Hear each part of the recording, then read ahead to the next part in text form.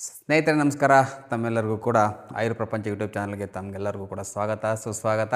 ಸ್ನೇಹಿತರೆ, ನಮ್ಮ ಚಾನಲನ್ನು ಸಬ್ಸ್ಕ್ರೈಬ್ ಮಾಡ್ಕೊಳ್ಳಿ ಮತ್ತು ಬೆಲ್ ಬಟನ್ ಐಕಾನ್ ಕ್ಲಿಕ್ ಮಾಡ್ಕೊಳ್ಳಿ. ನಾನು ಮಾಡ್ತಕ್ಕಂಥ ಪ್ರತಿಯೊಂದು ವೀಡಿಯೋಸ್ ತಮಗೆ ತಲುಪ ಹೋಗ್ತವೆ.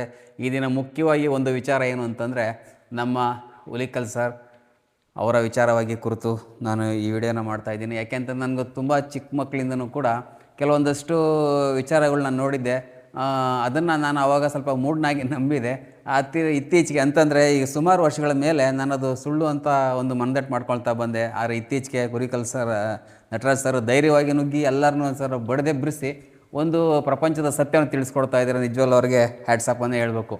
ಯಾಕೆಂದರೆ ನನಗೆ ಈ ಥರ ತುಂಬ ಅನುಭವಗಳಾಗಿದೆ. ಈ ದೇವ್ರು ಬಂತು, ಮೈ ಮೇಲೆ ದೇವ್ರು ಬಂತು ಅಂತ ಆಡ್ತಕ್ಕಂಥವ್ರು, ಮತ್ತು ಇತ್ತೀಚೆಗೆ ಮಹಾಕಾಳಿ ವಿಚಾರದಲ್ಲಿ ಮಾಡಿದ್ದಾರೆ. ಸತ್ಯವಾಗಲೂ ಇದರಲ್ಲಿ ಹುಲಿಕಲ್ ನಟರಾಜ್ ಅವರ ತಾಳ್ಮೆಯನ್ನು ನಾವು ನಿಜವಾಗ್ಲೂ ಅಪ್ರಿಷಿಯೇಟ್ ಮಾಡಬೇಕು. ಯಾಕೆ ಅಂತಂದರೆ ನೋಡಿ, ಅವರು ಎಷ್ಟು ಮಹಾಕಾಳಿ ಹಾಗೆ ಹೀಗೆ ಅಂತ ಇರೋನು ಕೂಡ ಪುಣ್ಯಾತ್ಮರವರು ಯಾವುದೇ ರೀತಿ ವಿಚಲಿತರಾಗದೆ ಅವರ ಮಾತನ್ನು ಕೇಳಿಸ್ಕೊಂಡು ಸಾಲದಕ್ಕೆ ಪಕ್ಕದಲ್ಲೇ ಕುಳಿತು ಆಯಿತು ನಾವು ಪರೀಕ್ಷೆ ಮಾಡ್ತೀವಿ, ನಿಮ್ಮಿಂದ ಒಳ್ಳೇದಾದರೆ ಆಗಲಿ ಅಂತ ಮಾತಾಡಿ ಹೇಳಿ ಬಂದಿರೋ ನಿಜವಲ್ಲೂ ಆ ಥರ ವ್ಯಕ್ತಿಗಳು ಸಿಗೋದೇ ಕಷ್ಟ. ಯಾಕೆಂದರೆ ಅದೇ ರೀತಿ ನಾವು ಅದೇ ಥರ ವ್ಯಕ್ತಿ ಯಾವುದನ್ನ ಸಮಾಜಕ್ಕೋ ಮತ್ತು ಹಾಗೆ ಯಾರನ್ನ ಒಬ್ಬ ಕೋಪ ಇರತಕ್ಕಂಥ ಒಬ್ಬ ವ್ಯಕ್ತಿಗೆ ಮತ್ತೊಬ್ಬನಿಗೆ ಸಿಕ್ಕಿದರೆ ಅವನಿಗೆ ಹೊಡೆದ್ಬಿಡೋರು. ಯಾಕೆ ಅಂತಂದರೆ ಇಲ್ಲಿ ಎಲ್ಲರಿಗೂ ಕೂಡ ಒಂದು ಆಶೆ ಇದೆ, ಕಣ್ಣು ಬರುತ್ತೆ ಅಂಥೇಳಿ. ಆ ಥರ ಈಗ ನಾವು ಕಣ್ಣನ್ನು ಕೊಟ್ಟು ಒಂದು ಮಾಯಾಮಂತ್ರವನ್ನು ಮಾಡಿ ಕಣ್ಣನ್ನು ಕೊಡೋಂಗಿದ್ರೆ ಪ್ರಪಂಚದಲ್ಲಿ ನಿಜವಲ್ಲೂ ಒಂದು ಈ ಕಣ್ಣು ಆಸ್ಪತ್ರೆಗಳು ಬೇಕಾಗಿರಲಿಲ್ಲ,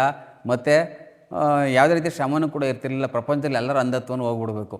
ಆ ಥರ ಒಂದು ಜಾಗನ ಸೃಷ್ಟಿ ಮಾಡಿಬಿಡ್ತಿದ್ರು. ನಿಜವಲ್ಲೂ ಅದು ಭಾಳ ಖುಷಿಯಾದಂತು. ಯಾಕೆ ಅಂತಂದರೆ ಒಬ್ಬ ಕಣ್ಣು ಕಾಣದವರಿಗೆ ಪ್ರಪಂಚವನ್ನು ತೋರಿಸಿದ್ರೆ ನಿಜವಲ್ಲೂ ಆ ಥರ ತುಂಬ ಖುಷಿ ಪಡ್ತಾನೆ. ಅದಕ್ಕಿಂತ ಒಳ್ಳೆ ಕಾರ್ಯ ಮತ್ತೊಂದಿಲ್ಲ. ಮಹಾಕಾಳಿ ಅವರಿಗೆ ಒಳ್ಳೇದು ಮಾಡಿ ಕಣ್ಣನ್ನು ಕೊಡಲಿ. ಆದರೆ ಮೂಢನಂಬಿಕೆಯ ಬಗ್ಗೆ ಅವರು ನಿಜವಾಗ್ಲೂ ಒಂದು ಹೋರಾಟ ಮಾಡ್ತಾಯಿದ್ರಲ್ಲ, ನಿಜವಾಗ್ಲೂ ವ್ಯಾಟ್ಸಪ್ ಅಂತ ಅನ್ಬೇಕು. ಯಾಕೆಂತಂದರೆ ಇಲ್ಲಿ ಕೆಲವು ಕಿಡಿಗೇಡಿಗಳು ಕೂಡ ಅವ್ರು ಕಂಡ್ರೆ ಸ್ವಲ್ಪ ಮಸೀತಾ ಇರ್ತಾರೆ. ಯಾಕೆಂದರೆ ಅದೇ ಒಂದು ವೇ ಇರುತ್ತೆ. ಅಂತಂದರೆ ಮೋಸ ಮಾಡೋರದೇ ಒಂದು ಗುಂಪಿರುತ್ತೆ.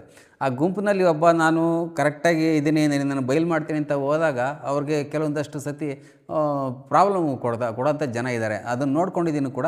ಸುಮಾರು ಕಡೆ ನೋಡಿದ್ದೀನಿ ಈ ಥರ ಕೆಲವೊಂದಷ್ಟು ವಿರೋಧ ಮಾಡ್ತಕ್ಕಂಥ ಜನಗಳ್ನೂ ಕೂಡ ಅವ್ರು ಸಪ್ರೇಟಾಗಿ ಇಟ್ಟು ಅವ್ರಿಗೆ ತೊಂದರೆ ಕೊಡ್ತಕ್ಕಂಥ ಜನ ನಾನು ಬೇಜಾನು ನೋಡಿದ್ದೀನಿ.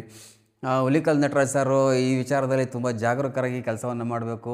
ಮತ್ತು ಹಾಗೆ ಈ ಥರ ಜನಗಳು ಇದ್ದೇ ಇರ್ತಾರೆ ಪ್ರಪಂಚದಲ್ಲಿ, ನಿಮ್ಮ ಸುತ್ತಮುತ್ತ ಪ್ರತಿಯೊಂದು ಕಡೆ ಇದ್ದೇ ಇದ್ದಾರೆ. ಆದರೆ ಅದು ಎಷ್ಟು ಜನಕ್ಕೆ ಎಷ್ಟು ವ್ಯಾಪಿಸ್ಕೊಂಡಿದೆ ಅಂದರೆ ನಿಜವಾಗ್ಲೂ ಅನಿಸುತ್ತೆ ನಾವೆಲ್ಲ ವಿದ್ಯಾವಂತರ ಅಥವಾ ವಿದ್ಯಾವಂತ ಮೂರ್ಖರ ಅಂತೇಳಿ ಹೇಳಬೇಕು. ಅಂದರೆ ವಿದ್ಯಾವಂತ ಮೂರ್ಖರು ಅಂತಲೇ ತಪ್ಪಾಗಲಾರದು. ಯಾಕೆ ಅಂತಂದರೆ ಈಗ 2020 ಶತಮಾನದಲ್ಲಿ ಈಗ ನಾವು ಮಾಡಬೇಕಾಗಿರೋದೇನು?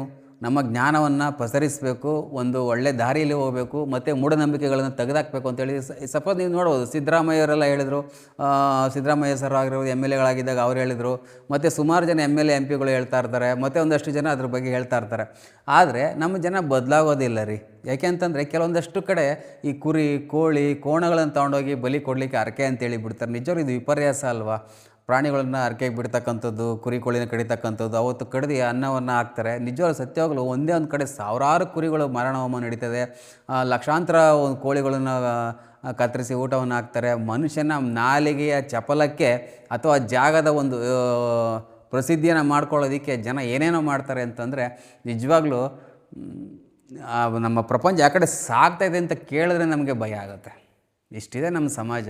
ಈ ಸಮಾಜದಲ್ಲಿ ನಿಜವಾಗಲೂ ಒಂದು ಅಶ್ವಮೇಧ ಯಾಗವನ್ನೇ ಮಾಡ್ತಕ್ಕಂಥ ಹುಲಿಕಲ್ ನಟರಾಜ್ ಸರ್ ಅವರಿಗೆ ನಿಜವಾಗ್ಲೂ ಒಂದು ಹ್ಯಾಟ್ಸ್ ಆಫ್ ಹೇಳಬೇಕು. ಯಾಕೆ ಅಂತಂದರೆ ಸಮಾಜವನ್ನು ಎದುರಾಕೊಳ್ಳೋದು, ಇಂಥ ದುರ್ಲರ್ಗಳನ್ನು ಎದುರಾಕೊಳ್ಳೋದು ತುಂಬ ಸುಲಭವಾದಂಥ ಮಾತಂತೂ ಅಲ್ಲವೇ ಅಲ್ಲ. ನಿಜವಾಗ್ಲೂ ಭಾಳ ಕಷ್ಟಕರವಾದಂಥ ಒಂದು ಮಾತು, ಒಂದು ಕಷ್ಟಕರವಾದ ಒಂದು ಸಾಹಸ ತಪ್ಪಾಗಲಾರ್ದು. ಯಾಕೆಂದರೆ ನಾನು ಸುಮಾರು ಕಡೆ ಈ ಆಬ್ಲವಾಡಿ ಆಗಿರ್ಬೋದು, ಹೆಸರನ್ನು ಹೇಳ್ತೀನಿ ಡೈರೆಕ್ಟಾಗಿ, ಕೆಲವೊಂದಷ್ಟು ಈ ದೇವಸ್ಥಾನಗಳು, ಶನಿಮಾತ್ಮ ದೇವಸ್ಥಾನಗಳು, ಇದು ಸಾಮಾನ್ಯವಾಗಿ ಸುಲಿಗೆ ಮಾಡೋದ್ರಲ್ಲಿ ಜಾಸ್ತಿ ಶನಿಮಾತ್ಮ ದೇವಸ್ಥಾನಗಳಿದೆ.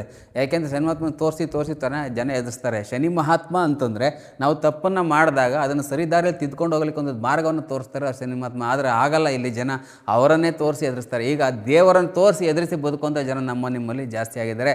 ಈ ಮಧ್ಯೆ ಅಭಿಮನ್ಯು ಥರ ನಿಂತು ಎಲ್ಲವನ್ನು ಸದೆ ಬಡಿತಾ ಇರ್ತಕ್ಕಂಥ ಹುಲಿಕಲ್ ನಟರಾಜ್ ಸರ್ ಅವರಿಗೆ ನಿಜವಾಗ್ಲೂ ನಮ್ಮ ಕಡೆಯಿಂದ ಹೃತ್ಪೂರ್ವಕ ಧನ್ಯವಾದಗಳು ಮತ್ತು ವಂದನೆಗಳು ಸರ್. ನಿಮ್ಮ ಕೆಲಸದ ಜೊತೆ ನಾವಿದ್ದೀವಿ, ನಾವು ಸದಾ ನಿಮ್ಮ ಜೊತೆಯಲ್ಲಿರ್ತೀವಿ. ನಮಗೂ ಕೂಡ ಈ ಥರ ಒಂದು ಅವಕಾಶ ಸಿಕ್ಕರೆ ನಾವು ಕೂಡ ಈ ಕೆಲಸವನ್ನು ಮಾಡಲಿಕ್ಕೆ ಮುಂದೆ ಇದ್ದೀವಿ ಸ್ನೇಹಿತರೆ. ಮತ್ತು ಹಾಗೆ ಕೆಲವೊಂದಷ್ಟು ದೇವಸ್ಥಾನಗಳ ಪೂಜಾರಿಗಳಿಗೂ ತಮ್ಮಲ್ಲಿ ಒಂದು ಮನವಿ, ದಯವಿಟ್ಟು ದೇವ್ರನ್ನ ತೋರಿಸಿ ಎದುರಿಸ್ಬೇಡಿ. ಕರ್ಮ ರಿಟರ್ನ್ ಅಂತಕ್ಕಂಥದ್ದು ನಮ್ಮ ಹುಲಿಕಲ್ ನಟರಾಜ್ ಸರ್ ಅವರ ರೂಪದಲ್ಲಿ ಬಂದು ಹೊಡೆಯುತ್ತೆ. ಯಾಕೆ ಅಂತಂದರೆ ಪ್ರಪಂಚದಲ್ಲಿ ಕೃಷ್ಣ ಪರಮಾತ್ಮ ಹುಟ್ಟಿ ಹಲವಾರು ಶತ್ರುಗಳನ್ನು ಕೊಲೆ ಮಾಡ್ದ, ಹಾಗೆ ನಮ್ಮ ನಟರಾಜ್ ಸರ್ ಹುಟ್ಟಿ ನಿಮ್ಮನ್ನೆಲ್ಲರ ಕಣ್ಣು ತರಿಸ್ತಾನೆ, ನಿಮ್ಮನ್ನೆಲ್ಲರೂ ಒಂದು ಸದೆ ಬಡಿಸ್ತಾರೆ ಅಂತಕ್ಕಂಥದ್ದು ನನ್ನ ಒಂದು ಅಭಿಪ್ರಾಯ.